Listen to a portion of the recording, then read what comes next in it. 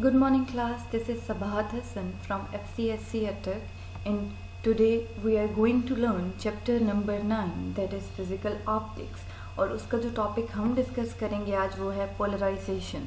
तो जो पहला सवाल आपके दिमाग में उठता है वो ये है कि व्हाट इज़ पोलराइजेशन, कि पोलराइजेशन है क्या। तो फिज़िक्स में पोलराइजेशन सिंपली एक फिनोमेना है जो कि wave nature of electromagnetic radiation की वजह से अकर करता है। ठीक है, अब यहाँ पे दो वर्ड्स यूज़ किए गए हैं, एक है वेव नेचर, यानी कि वेव नेचर किसकी, लाइट की। तो सबसे पहले तो हमने ये डिसाइड करना है कि लाइट हमारे पास पार्टिकल है या वेव है। जैसा कि यहाँ पे मेंशन कर दिया गया है कि यहाँ पे हम जो अंडर कंसिडरेशन रखेंगे वो वेव प्रॉपर्टीज़ होंगी लाइट की। ठीक है, दूसरा वर्ड है इलेक्ट्रोमैग्नेटिक रेडिएशन। यहाँ पे ये दो वर्ड से मिलके बना है। यहाँ पे इलेक्ट्रो जो है वो स्टैंड करती है for electric field and magnetic stand करता है फॉर द मैग्नेटिक फील्ड। अगर आप इन दोनों को कंबाइन करके पढ़ें तो ये क्या बनता है, इलेक्ट्रोमैग्नेटिक। ठीक है, तो ऐसी रेडिएशंस जो कि प्रोड्यूस होती हैं due to the interaction of electric field and magnetic field are known as electromagnetic radiations. ठीक है, और इसको जो सिंपलेस्ट एग्जांपल है वो है आपके पास सनलाइट। ठीक है, जो कि वैक्यूम से ट्रैवल करके अर्थ की तरफ आ रही होती है। ठीक है, ये किसकी एग्जांपल मैंने दी है अभी, इलेक्ट्रोमैग्नेटिक वेव की दी है।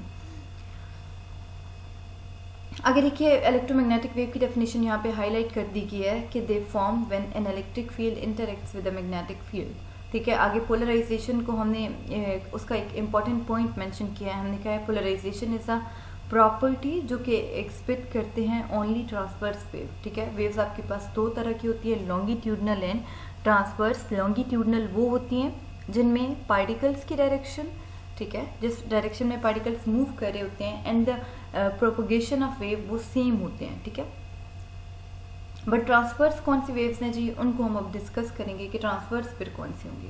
ठीक है, ट्रांसवर्स वेव वो होती हैं जिनमें मूवमेंट ऑफ द पार्टिकल्स और जो डायरेक्शन ऑफ वेव है ना वो एक दूसरे पे क्या हो, परपेंडिकुलर हो। ठीक है, तो आप जो पोलराइजेशन है वो सिर्फ और सिर्फ इन वेव्स की प्रॉपर्टीज है, लॉन्गिट्यूडनल वेव्स पोलराइज नहीं हो सकती। ठीक है, नेक्स्ट आपको अगेन से इलेक्ट्रिक एंड मैग्नेटिक फील्ड के बारे में बताया गया है कि इलेक्ट्रोमैग्नेटिक वेव्स कैसे बनती हैं। ठीक है, ये चीज़ बार बार रिपीट की गई है, मैंने जूम क्लास में भी की थी ताकि आप लोग इसको आपके माइंड में ये बैठ जाए। अब देखिए हम सबसे पहले हम अनपोलराइज्ड लाइट को डिफाइन करते हैं, फिर हम देखेंगे कि पोलराइज्ड लाइट फिर क्या होगी। ठीक है, कहते हैं लाइट वेव जो कि वाइब्रेट करती है in more than one plane. More than one plane means कि वो एक से ज़्यादा प्लेन्स में एग्जिस्ट करती है। प्लेन बेसिकली क्या होता है, जब दो एक्सेस आपके पास मिलते हैं यानी कि एक्स और वाई, उनका जो वो प्लेन बन रहा है वो एक प्लेन है। ठीक है, तो जो अनपोलराइज्ड लाइट है वो एक प्लेन में एग्जिस्ट नहीं करती बल्कि वो बहुत ज़्यादा प्लेन्स में, दो या दो से ज़्यादा प्लेन्स में एग्जिस्ट कर रही है। ठीक है, तो फिर पोलराइजेशन क्या होगी जी, तो पोलराइजेशन क्या ये होगी कि अगर आप अनपोलराइज्ड लाइट को, ठीक है, बहुत ज़्यादा प्लेन से कन्फाइन कर दें टू अ सिंगल प्लेन, तो ये जो फिनोमेना है ये कहलाता है पोलराइजेशन। ठीक है, अब अनपोलराइज्ड लाइट की जो सिंपलेस्ट एग्जांपल है वो है लाइट इमिटेड बाय द सन। यहाँ पे देखिए एक डायग्राम की मदद से आपको समझाया गया है। ये आपके पास क्या है, एक बल्ब है जिधर से क्या आ रही है, लाइट बीम आ रही है। ठीक है, अब आपको पता है कि लाइट बीम जो है वो क्या होगी, अनपोलराइज्ड है। आप देख सकते हैं इसमें इलेक्ट्रिक फील्ड जो है वो एक प्लेन में लाई करती है और जो मैग्नेटिक फील्ड है वो इस पे परपेंडिकुलर यानी कि दूसरे प्लेन में लाई कर रही है। आप देख सकते हो ये जो येलो वाले हैं। अब ये कौन सी लाइट है जो एक से ज़्यादा प्लेन्स में लाइट करती है, अनपोलराइज्ड लाइट। आगे आपने क्या किया, एक पोलराइजर यानी कि एक फिल्टर लगाया। ठीक है, आप देख सकते हो इसके अंदर विंडोज़ बनी हुई हैं। पोलराइजर क्या होता है, ये फिल्टर होता है। ठीक है, इसके अंदर क्या बनी होती हैं, विंडोज़ बनी होती हैं। ये देखिए आपके पास जो ये वाला पोलराइजर है इसके अंदर वर्टिकल विंडोज़ है ना।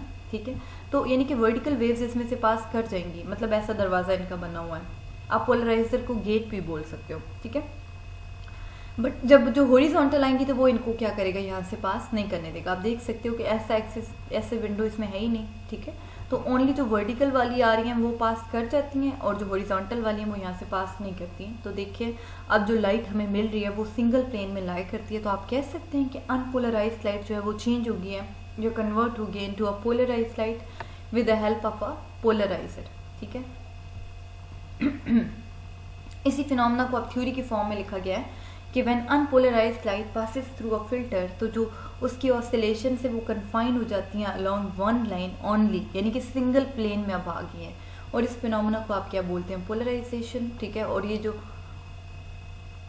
लाइट अब आउटपुट पे आपको मिल रही है, ये क्या कहलाती है, पोलराइज्ड लाइट। और जो इनपुट पे लाइट थी वो कौन सी थी, अनपोलराइज्ड। और कहते हैं जो फिल्टर जो शीट आपने लगाई है उसका क्या नाम होता है, पोलराइजर। अब देखिए हमने एक हम छोटा सा एक्सपेरिमेंट करने जा रहे हैं ट्रांसवर्स वेव के साथ। हमने क्या किया, एक पोलराइजर लिया है जो कि वर्टिकल है, ठीक है, जिसमें वर्टिकल विंडोज़ हैं। अगेन एक और पोलराइजर लिया जिसके अंदर वर्टिकल विंडोज़ हैं। हमने एक स्टिंग लिया है, ठीक है, स्टिंग का एक हिस्सा फिक्स कर दिया, दूसरा आपने अपने हाथ में पकड़ा हुआ है। जैसे ही आप हल्का सा जर्क दोगे इसको, ठीक है, हाथ को हिलाओगे, इसके अंदर क्या प्रोड्यूस होंगी, ट्रांसवर्स वेव। अब आप देख सकते हो कि ट्रांसवर्स वेव आपके पास वर्टिकल में ट्रैवल करते हैं, ठीक है। इसके जो पार्टिकल्स हैं वो देखिए आप वर्टिकल और यूं मतलब इस डायरेक्शन में जा रहे हैं। तो आपकी विंडोज भी इस डायरेक्शन में, तो आप देख सकते हैं कि ये वेव इजीली इसमें से पास कर जाएंगी, ठीक है। अगेन यहाँ से जब पास कर चुकी होंगी, अगेन दूसरी विंडो से भी पास कर जाएंगी। बट अगर आप अब वर्टिकल पोलराइजर को रिप्लेस कर दो विद अ हॉरिजॉन्टल पोलराइजर, तो आप देख सकते हैं वेव यहाँ से तो गुजरेंगी बट इसके अंदर ऐसा यूं करके ये पास नहीं कर सकती, ठीक है। तो इस वजह से ये क्या होता है कि यहाँ पे इनके पार्टिकल्स जो हैं वो अब बिल्कुल स्टेट मूव करना शुरू कर देते हैं, देखिए, ठीक है। तो यहाँ से हमें क्या पता चलता है कि जो पोलराइजेशन है, ठीक है, वो सिर्फ और सिर्फ किसकी प्रॉपर्टी है, वो ट्रांसवर्स वेव की प्रॉपर्टी है। अब पोलराइजेशन मतलब लाइट को पोलराइज करने के डिफरेंट मेथड्स हैं, जिसमें सबसे पहला है पोलराइजेशन बाय ट्रांसमिशन, फिर है पोलराइजेशन बाय रिफ्लेक्शन, थर्ड है आपके पास बाय स्कैटरिंग एंड लास्ट है जी बाय रिफ्रैक्शन। हम जो डिटेल में डिस्कस करेंगे वो है polarization by transmission and reflection. Transmission का क्या मतलब होता है, पास कर जाना, ठीक है। मतलब आप किसी एक चीज़ पे लाइट को इंसिडेंट कराओगे, उसके ऊपर फेंकोगे और जब वहाँ से लाइट पास करके आपको मिलेगी वो पोलराइज लाइट होगी। सेम विद रिफ्लेक्शन, ठीक है। आप क्या करोगे, किसी चीज़ पे लाइट को फेंकोगे, उसका आधा हिस्सा तो ट्रांसमिट हो जाएगा बट जो आधा है वो क्या करेगा, रिफ्लेक्ट बैक करेगा और वो आपके पास क्या कहलाएगा, ये मेथड क्या कहलाएगा, पोलराइजेशन बाय रिफ्लेक्शन, ठीक है। क्योंकि आपको जो रिफ्लेक्टेड रे होगी वो जो है मिल रही होगी पोलराइज होकर। जो पहला मेथड है जी पोलराइजेशन बाय एब्जॉर्प्शन और ट्रांसमिशन, तो वो देखते हैं। कहते हैं कि इस मकसद के लिए हम पोलराइड्स को यूज़ करते हैं। पोलराइड्स वही वाले शुरू वाले पोलराइजर्स हैं या वो फिल्टर्स हैं, ठीक है। ये क्या होते हैं जी, ये पोलराइजिंग मटेरियल्स होते हैं जिसके अंदर चेन ऑफ मॉलिक्यूल्स होती है जो कि एक पर्टिकुलर डायरेक्शन में अलाइन होते हैं। तभी तो आपको या तो वर्टिकल विंडोज मिल रही होती हैं या फिर हॉरिजॉन्टल विंडोज मिल रही होती हैं, ठीक है। पोलराइड्स जो है वो थिन शीट की फॉर्म में होते हैं, ठीक है। दूसरा पॉइंट ये हो गया, कहता है कि every Polaroid has its own pass axis, ठीक है। और वो जो एक्सिस है वो कैसे एक्ट करता है, एज अ गेट, या हमने उसको विंडो भी बोला था। और वो बताता है कि उसमें से लाइट कैसे पास करेगी, हॉरिजॉन्टल या वर्टिकल, ठीक है।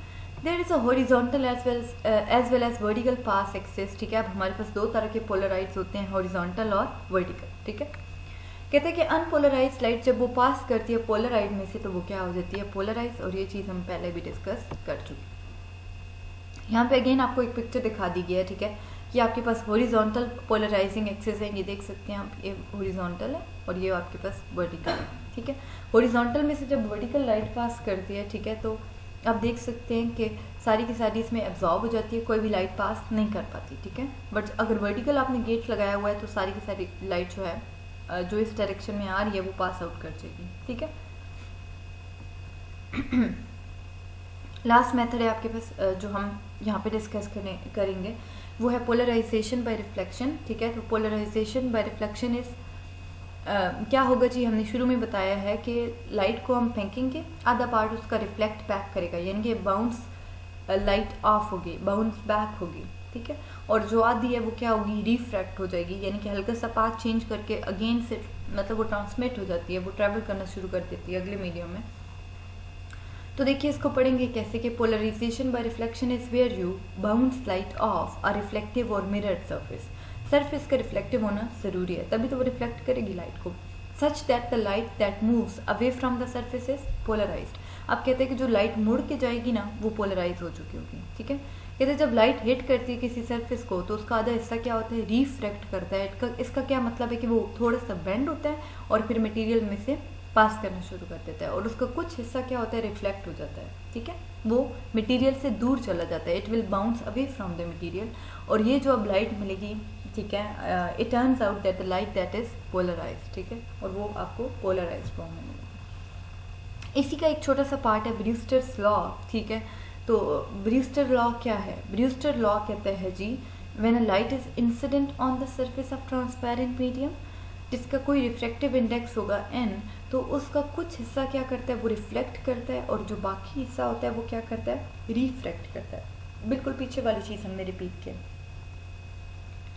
कहते हैं from Snell's law as we increase the incident angle, angle of reflection also angle of refraction also increases, ठीक है, from the law of reflection. तो स्नेल्स लॉ कहता है जी कि अगर आप किसी, ये देखिए ये आपकी सरफेस है, ठीक है, इस तरह की, आप इसके ऊपर अगर कोई लाइट फेंक रहे हो तो यहाँ पे जो एंगल बनाएगी वो एंगल ऑफ इंसिडेंस होगा, कि जिस एंगल पे वो आ रही है। तो कहते हैं वो जिस एंगल पे रिफ्रैक्ट होती है, यानी कि बेंड करके गुजरती है, अगर आप पहला एंगल बढ़ा रहे हो तो दूसरा खुद ब खुद भी बढ़ना शुरू कर देता है, ठीक है। तो ये स्नेल्स लॉ है। अब ब्रूस्टर्स लॉ की स्टेटमेंट देख लेते हैं। कहता है जी when angle of incident is equal to angle of polarisation, ठीक है, जब एंगल ऑफ इंसिडेंस यानी कि जिस एंगल पे वेव आ रही है वो इक्वल हो जाएगा किसके, एंगल ऑफ पोलराइजेशन पे। यहाँ पे पोलराइजेशन किस एंगल पे हो रही है, रिफ्लेक्शन वाले एंगल पे, ठीक है। तो यहाँ पे reflection angle and incidence angle दोनों बराबर है।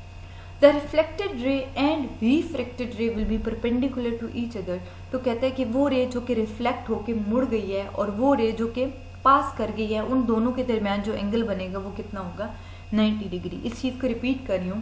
कहता है कि जब एंगल ऑफ इंसिडेंस और एंगल ऑफ रिफ्लेक्शन यानी कि आने वाली वेव का और जाने वाली वेव का एंगल क्या हो जाए, बराबर हों, तो हमारे पास जो रिफ्लेक्टेड रे है और रिफ्रैक्टेड रे है वो एक दूसरे पे परपेंडिकुलर होंगे। अब इसी चीज़ को हम एक डायग्राम की मदद से, ठीक है, समझ लेते हैं। ये देखिएगा, आपने क्या किया, लाइट को इंसिडेंट कराया, तो ये इसका एंगल ऑफ इंसिडेंस बन रहा है, ठीक है। अब जिस एंगल पे वो मुड़ के जा रही है वो उसका एंगल ऑफ रिफ्लेक्शन है। बट स्नेल्स लॉ क्या कहता है कि ये दोनों एंगल इक्वल है, ये वाला और ये वाला, तो इन दोनों का नाम हमने क्या रख दिया, आई, ठीक है। अब ये आपका दूसरा मीडियम है। अब आधा लाइट का जो हिस्सा है वो क्या करता है, पास कर जाता है, वो रिफ्रैक्ट करता है। आप देखते हैं हल्का सा इसने पाथ चेंज किया और वो गुजर गया, तो ये जो एंगल बनेगा ये क्या होगा, रिफ्रैक्शन एंगल यानी कि आर। तो उस लॉ का दूसरा पॉइंट क्या था कि जो रिफ्लेक्टेड रे है और जो रिफ्रैक्टेड रे है ये परपेंडिकुलर है, यानी कि यहाँ पे जो एंगल बनेगा ना, यहाँ पे वो 90 डिग्री होगा, ठीक है। यहाँ पे जो एंगल बनेगा वो आपके पास 90 डिग्री होगा। तो यहाँ पे देखिए, ये मैंने पेज आपकी बुक से उठाया है, ठीक है। सबसे पहले हमने डायग्राम देख ली, वही सेम डायग्राम है जो मैंने आपको पहले बता दिया, ठीक है। बिल्कुल इसमें कोई फ़र्क नहीं है। ये देख सकते हो यहाँ पे 90 डिग्री बन रहा है, ये दोनों एंगल आपस में इक्वल है। सबसे पहले हम जो है वो स्नेल्स लॉ अप्लाई कर लेते हैं, ठीक है। हमने कहा है कि स्नेल्स लॉ कहते हैं कि n1 sine of I P equal होता है n2 sine of are. n1 आपके पास रिफ्रैक्टिव इंडेक्स है पहले मीडियम का और n2 रिफ्रैक्टिव इंडेक्स है दूसरे मीडियम का। IP आपके पास कौन सा है, एंगल ऑफ इंसिडेंस, ठीक है। और R आपके पास कौन सा है, एंगल ऑफ रिफ्रैक्शन। अब देखिए हम सिर्फ इस प्लेन को देख रहे हैं, आपको पता है कि ये यहाँ से लेके यहाँ तक जो एंगल है वो 360 डिग्री है। बट अगर आप इसको दरमियान से हाफ कर लो तो इस प्लेन का जो एंगल है वो कितना हो जाएगा, इस पूरे का 180 डिग्री, ठीक है। तो आप कह सकते हैं कि ये पूरा एंगल कितना है, 180 डिग्री। अब 180 डिग्री किसके इक्वल है, आप देख सकते हैं कि इसका कुछ हिस्सा है IP, बाकी है 90 डिग्री और बाकी है R। यानी कि अगर R को मैं ऐड करूँ 90 डिग्री में और फिर IP में तो मुझे 180 डिग्री मिल सकता है। तो देखिए हमने इसको in the form of equation लिखा कि 180 डिग्री इक्वल होता है IP plus 90 degree plus R के, ठीक है। यहाँ से आपको R चाहिए, बाकी चीज़ों को दूसरी तरफ ले जाओ, तो ये क्या बनेगा 90 डिग्री माइनस IP। अब हमने ये चीज़ पुट करनी है ऊपर वाली इक्वेशन में, तो देखिए ये क्या होगा, n1 sine of IP is equal to n2 sine of R की जगह आप पुट कर दोगे 90 माइनस IP, ठीक है। अब यहाँ पे आपने ट्रिग्नोमेट्री में पढ़ा होगा about the half angle identity. अगर π/2 का ऑड मल्टीपल हो, यानी कि जैसे कि यहाँ पे है 1, तो साइन किस में चेंज हो जाता है, कॉस में, ठीक है। तो ये आपके पास कन्वर्ट हो गया इनटू अ कॉस IP, ठीक है। तो ये देखिए आप n1 को दूसरी तरफ ले जाओ, ये बन जाएगा n2 ओवर n1। साइन इधर ही रहेगा, कॉस को इस तरफ ले आओ तो ये बनेगा sine I over cos I, ठीक है। तो ये किसके इक्वल होता है, tan ऑफ IP। और इस चीज़ को आप क्या बोलते हो कि जो tan ऑफ IP है वो इक्वल होता है रेशियो ऑफ 2 रिफ्रैक्टिव इंडेक्स, ठीक है, n2 over n1। Refractive index of second medium to refractive index of first medium. और इस चीज़ को आप क्या बोलते हो, ब्रूस्टर्स लॉ।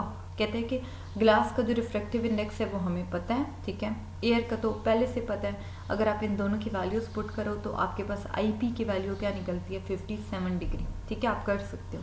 n2 की वैल्यू पुट करो यानी कि ग्लास वाले रिफ्रैक्टिव इंडेक्स की, n1 यानी कि एयर वाले की, ठीक है। एक आंसर आएगा। tan उधर tan दोनों तरफ tan इनवर्स ले लोगे तो tan inverse of this answer जो है वो किसके इक्वल हो जाएगा, 57 डिग्री के, और ये किसके इक्वल होगा, आई पी के। ठीक है, तो यहाँ पे जो आपका टॉपिक है वो वाला रिफ्लेक्शन वाला एंड होता है। नेक्स्ट आपके पास लास्ट है पोलराइजेशन के एप्लीकेशंस। सो जो मोस्ट कॉमन एप्लीकेशन है वो है, आप इसको पोलराइज सन ग्लासेस में यूज़ करते हो टू रिड्यूस द ग्लेयर। ठीक है, स्ट्रेस एनालिसिस टेस्ट में यूज़ होता है, 3D मूवीज प्रोड्यूस करने, ठीक है, और शो कराने के लिए, दोनों के लिए जो है वो पोलराइजेशन यूज़ की जाती है। ठीक है, इसकी मदद से आप डिफ्रेंशिएट कर सकते हो between transverse and longitudinal waves. ठीक है, इसके अलावा आपके पास एक ब्रांच है सेस्मोलॉजी, जिसमें आप अर्थक्वेक्स को स्टडी करते हो, तो वहाँ पे भी पोलराइजेशन यूज़ हो सकती है। ठीक है, केमिस्ट्री में ऑर्गेनिक कंपाउंड्स को आप टेस्ट करते हो, ठीक है, बाय यूजिंग पोलराइजेशन टेक्निक्स। ये इसके कुछ यूजेस हैं जो आपने याद कर लेना है। ठीक है, और यहाँ पे आपका लेक्चर एंड होता है। Thank you.